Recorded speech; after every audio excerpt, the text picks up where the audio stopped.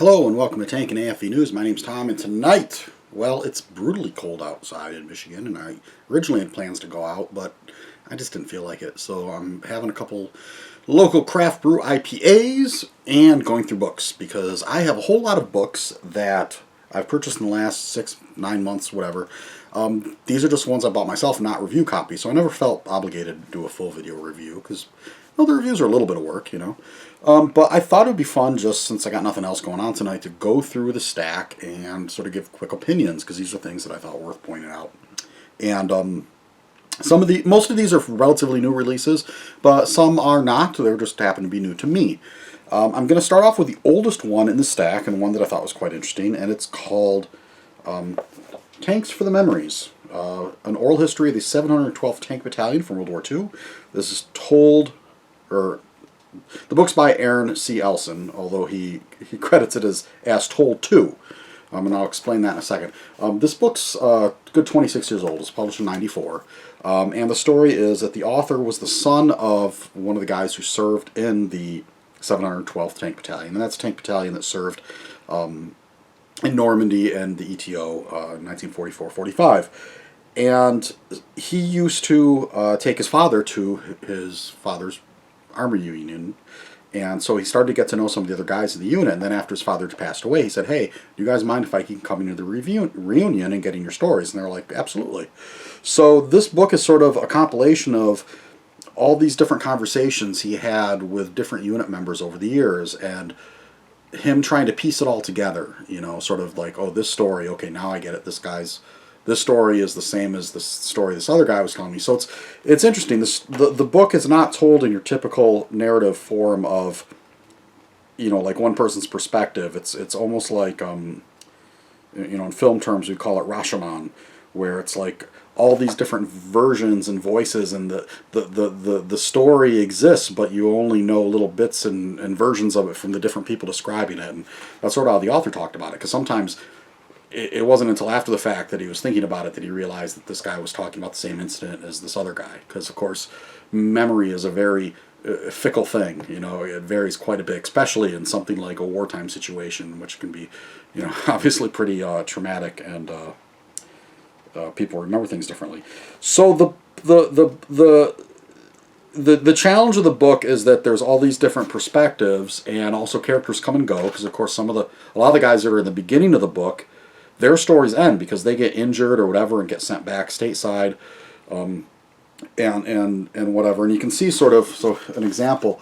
So each one of those paragraphs there, that's a different person perspective. So it's sort of flipping back and forth. But I thought that's one of the things, the strengths of the book in a way, is that it's not just a single person's story. It's a story of the unit told after the fact. In a way, it definitely makes it unique amongst memoirs, and so I did enjoy it. This book's, you can find copies on Amazon. Like, I picked this up, I don't remember, but it was definitely under $10, probably quite a bit less than that even. So yeah, Tanks for the Memories. Highly recommend that one if you want a little glimpse into the experience of guys in a tank battalion in the Normandy and later the ETO campaign. Alright, so next we have German Self-Propelled Artillery of the Second World War by Craig Moore. I'm not sure what else he has written. I've never met him. I believe we're Facebook friends now. Just, he's on a bunch of different forums that I'm on, or different Facebook groups, and I figured, oh, what the hell, I'll friend him. Seems like a really knowledgeable guy, and obviously this book shows that. It is part of a series. I'm not sure if they have a series title, but I know this publisher, Nook Press, they did a book sort of with, you know, sort of similar graphic style and format on German heavy tanks that Ken Estes wrote. And then, so this one's on German Self-Propelled Artillery. This one's a little different. The heavy tank book was a little more of a history written in that style. This one's a little more encyclopedia style, if that's fair to say. The information's all good, especially the one thing I liked is they actually, aside from just self-propelled artillery, includes entries for just German artillery, period. Code stuff. because I don't really have a ton in my collection specifically on German artillery. And, in general, it seems like people publish a lot less on artillery than tanks. Tanks just must capture the public imagination better. But the fact of the matter is, within the context of World War II, artillery is probably more important. Yeah, a good book. My complaint about this book is sort of the same as the one that they did on Heavy Tanks with Canestas, which is the presentation. It just doesn't look very... I mean, it's black and white. I mean, here they've actually, over here, cut the top of the vehicle off. I just feel like there's a little left to be desired in terms of presentation. So, yeah, it's just kind of, for a book that's $29, come on, give me some color pictures. That said, the information all seems really solid, really well written. So I will... as far as a good sort of compilation listing of artillery, it's German self-propelled artillery, it's a handy book. Like I said, I don't regret buying it, and I think that Mr. Moore is a very knowledgeable and good writer. It's just, the book needs a little polish for the amount of money they're charging for it. All right, next up, Soviet T-55 main battle tank from Osprey. Of course, Osprey, I think most of you are familiar with them. I had done a full review on the T-54 book and on the same authors did the T-10 book, so I kind of felt like it wasn't really necessary to do this one. I mean, whatever I said about the T-54 book kind of also applies to T-55. So yeah, it's good. Ospreys, their stuff's always very attractive. It's got nice color pictures. Just everything about it's a nice book. I think that Kinnear and Sewell seem to know the stuff really darn well, as well as any other English language writers on the topic. Like I said, like with their other books, they're sort of relying more so on, I don't think they have a ton of access to primary materials, so they're relying on sort of some of the research done by some of the Russian authors, but at the same time, they have a little bit more distance too, which might lead to a little more objectivity. So yeah, if you're interested in the T-55, you really can't go wrong with this one. I don't remember if it even says the price here. Yes, I'm old enough I have to lift my glasses up to read things up close. Oh, here it is. $40, but I know I didn't pay that much for it. You can get it cheaper on Amazon. Alright, next up, a book I did pay way too much for, because this one is not cheap. Israeli Shermans by Tom Gannon. The thing is, though, it's about Israeli Shermans. Sherman tanks are one of my favorites, and Israeli Shermans are such an interesting and odd story, because they were using these things up until the 70s, and even so passing them off to other countries that were using them in the 80s and 90s. So this book, I mean, it's almost 400 pages, so it's a massive book.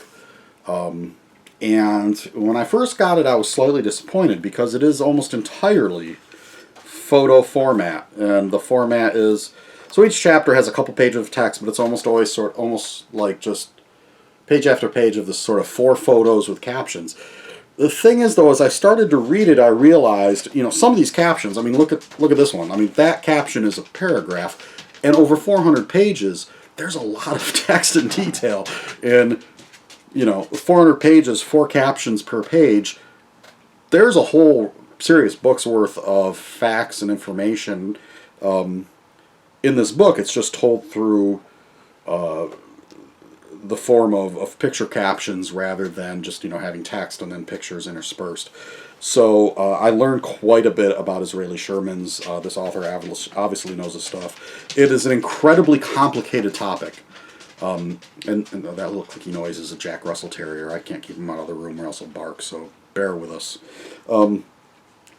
It is... I really enjoyed the book, and Israeli Shermans are just such a interesting topic. I think it's by far the most interesting Israeli tank because they're using these 30-year-old tanks that were supposedly obsolete in World War II and taking on sort of the best that the Soviets are willing to give their allies in that time period and coming out on top, which is just sort of a fantastic story. Plus, you know, so many of these Israeli Shermans are what's come back into the West, and when you go out and see some of the Sherman tanks at events here in the United States or in other parts of the world that have been restored, a lot of them are Sherman tanks that have been retrofitted back to look like World War II era vehicles. So this book, because of its price, I would only recommend it to people that really, really care.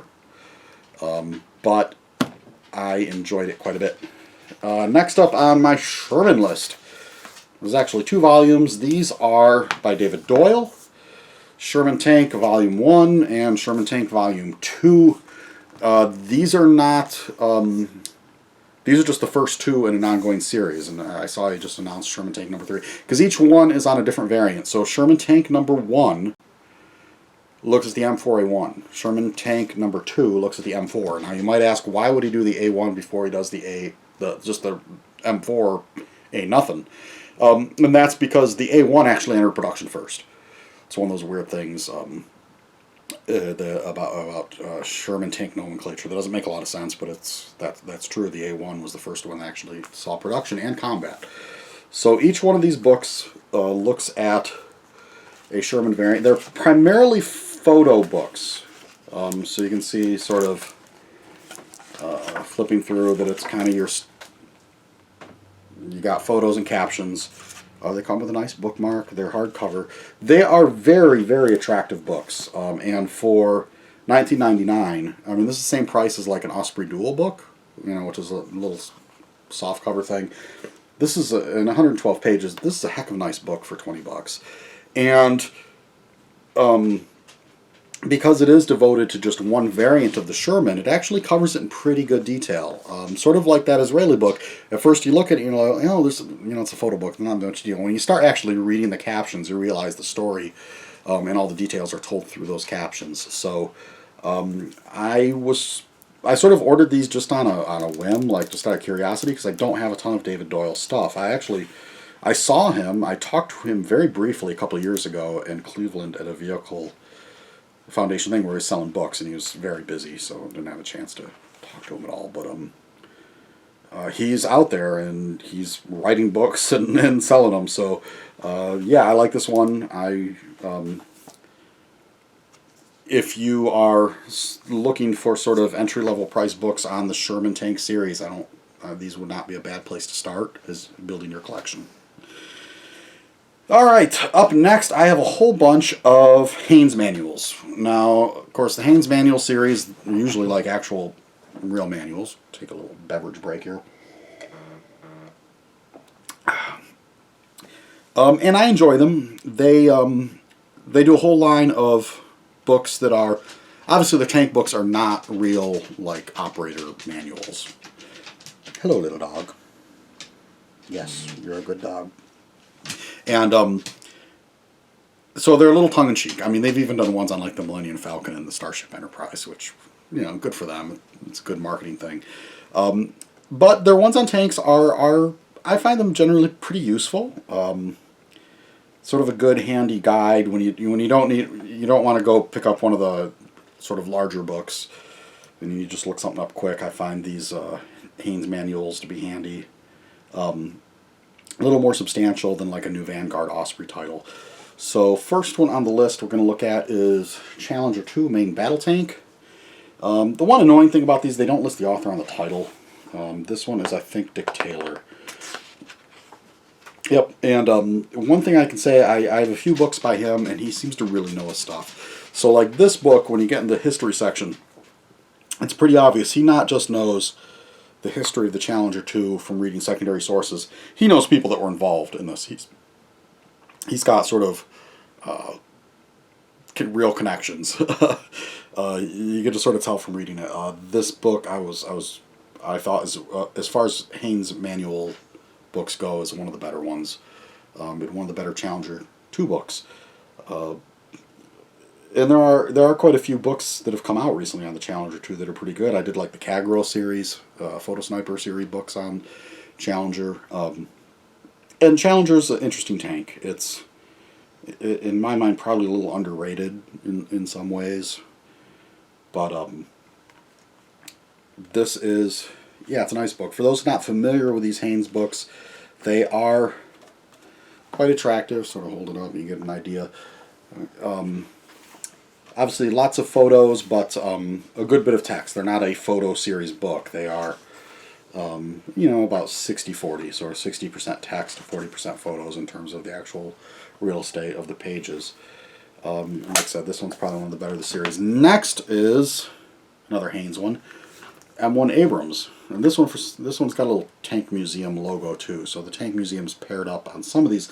And this one is by, what is the author's name on this one? Bruce Oliver Newsom and Gregory Walton. And it's Bruce Oliver Newsom, PhD, so I guess he's a doctor. This one is, like all these worthwhile, this one's, like I say, compared to the Challenger one, I feel like this one's written by guys who actually served in the vehicle. And actually, there's a lot of, more so than most of these manuals, there's lots of sort of subsegments where they interview people who served in the Abrams, veterans of it. And so that's interesting stuff. I feel probably the history, like the developmental history stuff's a little weaker than the Challenger 2 book. They're probably pulling that from secondary sources, and that, it's fine. Every author's got their strengths and weaknesses. I know I looked on Amazon, and some of the reviews on this one I thought were a little unduly harsh. It's still, I thought, it's an interesting book, especially since a lot of the stuff that's been published on the Abrams really focuses more on early development. So like the Honeycutt book, obviously Honeycutt wrote that. I mean, he's been dead now for a few years, so his book is really more on the development and an early part. There's really not been a ton written covering later variants of the Abrams. So this one's decent. Is it the strongest of the Haynes books? I'd put it in middle of the pack. It's, like I said, it's got its strengths and weaknesses. The next two are by the same author. I believe it's Mark Healy, and they're both German World War II books. And it's Panther Tank and Stug 3. So, two of the better-known vehicles. What's interesting is these aren't called Enthusiast Manual. So at some point, they changed the name from Owner's Workshop Manual to Enthusiast Manual, which makes sense. Very few people are going to own their own Panther. Probably best to just say it's an Enthusiast Manual. Plus, it's a more accurate title, because these are not manuals on how to operate one of these vehicles, even if you actually owned one. And the Panther and the Stug books, both of them, they're solid. I mean, I've got plenty of other books on these vehicles, so it's a little hard to say, but like I said, the nice thing is I do like the way that these Haynes books are laid out. It's pretty easy to find information. They've got nice quality graphics. Price-wise, they're reasonable. They're not overpriced. They're not a bargain, although sometimes you can find them cheap. In fact, back before our local bargain book store closed, you could find the M4 Sherman book for like under $10. They had a big stack of them. And that Sherman book I actually do grab and use as a reference quite a bit, just because it's lighter than the Honeycutt Sherman book to pick up and leaf through. So yeah, sometimes the actual physical weight of books influences how often I look at them.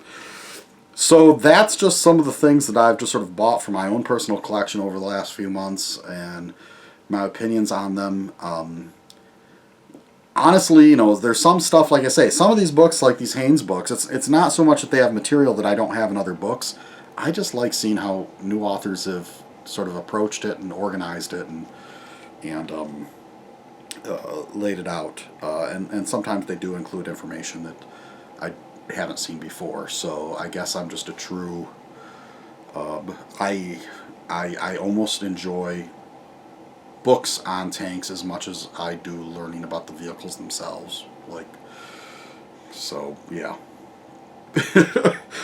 Anyhow, yeah, hopefully it warms up, because it is just brutally cold here tonight in Michigan, and hopefully you're someplace warmer. If so, enjoy it. If not, stay warm, and we'll catch you on the next one.